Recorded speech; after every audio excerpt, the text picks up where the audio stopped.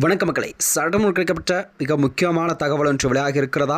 அமித்ஷா சொன்னாலும் சரி, ஆட்டுக்குட்டி சொன்னாலும் சரி, பாஜகவிற்கு 25 தானாம். அதுக்கு மேல் தர முடியாது. அன்புமணிக்கும் தினகரனுக்கும் நான் ஒதுக்குவதுதான் சீட்டா? எடப்பாடியாரின் ஒரு அதிர்ச்சி தகவல் என்ன? வாங்க வீடியோவை காணலாம். அதாவது தமிழகத்தில் நிலவக்கூடிய இந்த 2026 சட்டமன்ற தேர்தல் என்பது தமிழகத்தில் அனைத்து தொழிலும் நிலவக்கூடிய மிக முக்கியமான தேர்தலாக இது பார்க்கப்படுகிறதா? அதாவது ஏப்ரல் 23ஆம் தேதி தமிழகத்தில் உள்ள அனைத்து தொகுதிகளுமே இந்த தேர்தல் நடைபெறும் என்பதை தேர்தல் ஆணையம் ஒரு அதிகாரப்பூர்வ அறிவிப்பு ஒன்று வெளியிட்டிருக்கிறது. இந்த நிலையில் தான் தமிழகத்தில் நிலவக்கூடிய இந்த சூழலில், அதாவது ஆளும் கட்சியான திமுகவோ தனது கூட்டணியை வலு சேர்க்கும் விதமாகத்தான் தனது கூட்டணியை வலுவாக வைத்திருக்கிறது. இந்த நிலையில் தான் எடப்பாடி பழனிசாமி கூட தனது கூட்டணி வலு சேர்க்கும் விதமாகத்தான் பாஜகவுடன் தனது கூட்டணியை ஓராண்டிற்கு முன்பே தனது கூட்டணியை அறிவித்திருக்கிறார். இந்த நிலையில்தான் இந்த தமிழக சட்டமன்ற தேர்தலுக்கான களமானது சூடுபிடிக்கும் நிலையில் அதிமுக தலைமையிலான தேசிய ஜனநாயக கூட்டணியில் தொகுதி பங்கீடு விவகாரம் என்பது ஒரு பெரும் போராக நிலவக்கூடிய சூழல் உருவாகி இருக்கிறதா?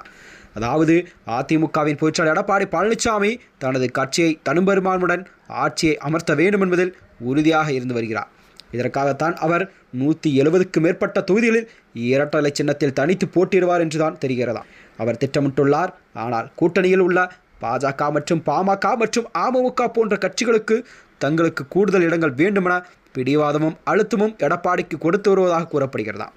இந்த நிலையில்தான், அதாவது குறிப்பாக பாஜகவிற்கு 50க்கும் மேற்பட்ட இடங்களை குறிவைப்பதும் எடப்பாடிக்கு கடும் அதிருப்தியை ஏற்படுத்தியிருக்கிறது. சமீபத்தில் திருச்சி நடைபெற்ற, அதாவது பியூஷ் கோயல் மற்றும் எடப்பாடி பழனிசாமியிலான சந்திப்பு என்பது எந்தவித முன்னேற்றமும் இன்றி முடிவுக்கு வந்திருந்தார். கடந்த தேர்தலில் பாஜகவிற்கு 20 இடங்கள் மட்டுமே கொடுத்தும் அவர்களால் 4 மட்டுமே வெற்றி பெற முடிந்தது என்பதை சுட்டிக்காட்டிய எடப்பாடி இந்த முறை 25 இடங்களுக்கு மேல் தர முடியாதென கராராக கூறிவிட்டாராம். இதனால்தான் ஆத்திரமடைந்த பியூஷ் கோயல் அவர்கள், நீங்களே அமித்ஷாவிடம் பேசிக்கொள்ளுங்கள் என கூறிவிட்டு புறப்பட்டு விட்டார். எடப்பாடியின் இந்த ஒரு விடாப்படியான அணுகுமுறை என்பது பாஜக மேலிடத்தில் பெரும் அதிர்ச்சியை ஆழ்த்தியிருக்கிறதா? கூட்டணி தர்மத்திற்காக தொகுதிகளை விட்டுக் கொடுக்க அவர் தயாராக இல்லை என்பது தெளிவாக தெரிகிறதா?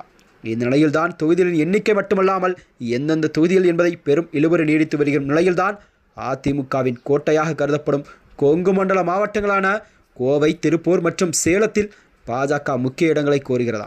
அதுபோல் சென்னையில் அதிமுக மாவட்ட செயலாளர்கள் போட்டியிடும் மயிலாப்பூர், வேளச்சேரி போன்ற தொகுதிகளையும் பாஜக கேட்பது மோதலை உருவாக்கியிருக்கிறது. டிடிவி தினகரன் அமமுகவிற்கு 12 இடங்கள் எதிர்பார்ப்பதும் பாமகவிற்கு 18 இடங்கள் கேட்பதும் அதிமுகவின் நேரடி போட்டி இடங்களை குறைப்பதாக எடப்பாடி அவர்கள் கருதுகிறார்களாம். இந்த சிக்கலை எல்லாம் தீர்க்கத்தான் எடப்பாடி பழனிசாமி டெல்லி சென்று உள்துறை அமைச்சர் அமித்ஷாவை சந்தித்து பேசியிருக்கிறார். அப்போது 2029 நாடாளுமன்ற தேர்தலில் உங்களுக்கான கூடுதல் இடங்கள் தருகிறேன், இப்பொழுது சட்டமன்ற தேர்தலில் அதிமுக வலுவாக இருக்க விடுங்கள் என்ற கோரிக்கை முன்வைத்திருக்கிறார். ஒருவேளை அதிமுக குறைந்த இடங்களில் போட்டியிட்டு வெற்றி பெற்றால் ஆட்சியை காப்பாற்ற பாஜக அல்லது மற்ற கட்சிகளின் தயவை நாட வேண்டியிருக்கும் என்றும் அது தனது முதலமைச்சர் பதவிக்கு ஆபத்தாக முடியும் என்றும் எடப்பாடி அஞ்சுகிறாரா? இதனால்தான் தேர்தல் செலவுகளை கவனிப்பதில் கூட தொகுதிகளை ஒதுக்குவதிலும் அவர் மிக கவனமாக பார்த்து வருகிறார் என்றுதான் கூறப்படுகிறதா? இந்நிலையில்தான் மேலும் இது போன்ற வீடியோக்களை தெரிந்து கொள்ள நமது சேனலை மறக்காமல் சப்ஸ்கிரைப் செய்து கொள்ளுங்கள். நன்றி, வணக்கம்.